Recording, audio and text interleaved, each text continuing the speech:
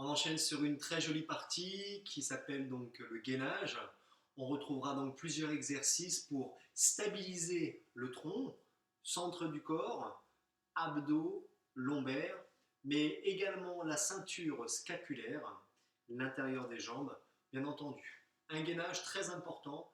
Si toutefois vous avez des problèmes de dos, vous pouvez choisir une option. Surtout, ne réalisez pas l'exercice si vous ressentez un gêne. Premier exercice, le gainage ventral. Allongez-vous au sol, avant-bras au sol, les coudes sont juste sous les épaules. N'avancez pas vos coudes, au contraire, reculez. Deux paumes de main l'une en face de l'autre. On vient serrer les fessiers, serrer les abdos et décoller les hanches. Premier exercice de gainage à genoux. Vous pouvez augmenter l'intensité en tendant une jambe, puis l'autre. Le maintien se fait juste ici. On pourra ajouter beaucoup de variantes avec les pieds, en déplacement, avec les bras, en marche. Énormément de variantes vont pouvoir découler de ce travail de gainage ventral. Gainage latéral. Avant-bras au sol, coude juste sous l'épaule, le genou qui est en dessous est fléchi, la jambe qui est au-dessus est tendue. On vient soulever les hanches, aligner cheville, genou, hanche, épaule. Maintenir la position. De la même manière, on peut venir faire beaucoup de mouvements avec les bras, avec les jambes, jambes tendues, en étoile. Suite, gainage du dos. Allongez sur le dos, posez votre tête, posez vos mains à plat au sol. L'exercice que je vous propose est un dos creux. On va venir écraser nos talons et l'arrière de nos épaules pour décoller les hanches et ne plus toucher le sol. Option à main au sol, bras en croix ou éventuellement juste devant en pressant les deux paumes de main. Je maintiens la position.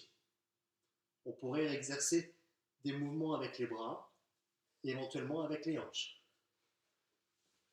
Pour continuer sur le gainage du dos, je vous propose le Superman.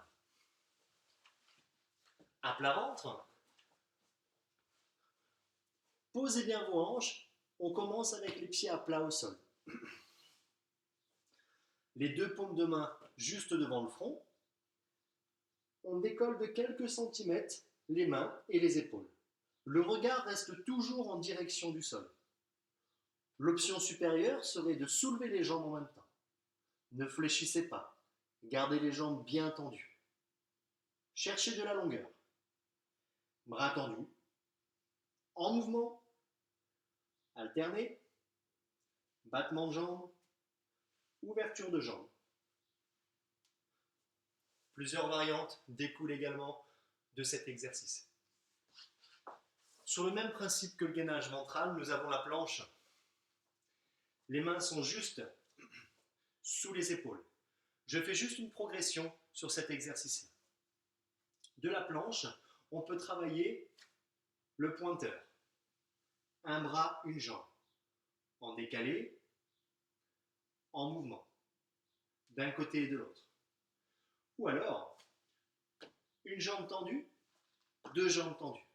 Ne levez pas trop vos hanches, gardez les hanches alignées avec votre dos, vos genoux et vos plantes de pied. Des exercices vont pouvoir s'ajouter, genoux, sur le côté, en marche, en tape, avec les mains, en déséquilibre. Regardez bien dans votre programme, je mettrai toujours les options pour que vous puissiez augmenter ou diminuer votre entraînement. Le gainage oblique. Main à plat au sol, l'oreille déposée sur le bras. L'autre main qui est au-dessus peut se placer devant le ventre pour la stabilité, le long du corps ou dans le prolongement du corps. Je choisis l'option facile. On décolle une jambe, puis l'autre jambe. Les pieds sont légèrement en avant du corps. Le centre du corps est aspiré, le dos bien droit. On maintient la position. On peut ajouter des mouvements de jambes de ciseaux, d'ouverture et de fermeture, mais aussi des crunchs latéraux. Beaucoup d'exercices peuvent en découler de la même manière. Enfin, et pour terminer, je l'appelle le gainage 4 pattes. En position quadrupédie, pointe de pied flex, on décolle les genoux du sol de quelques centimètres. Et on maintient la position. Il paraît très simple, mais il est très puissant, très intéressant. Voilà, vous avez une bonne base pour travailler votre gainage. Je vous souhaite bon courage.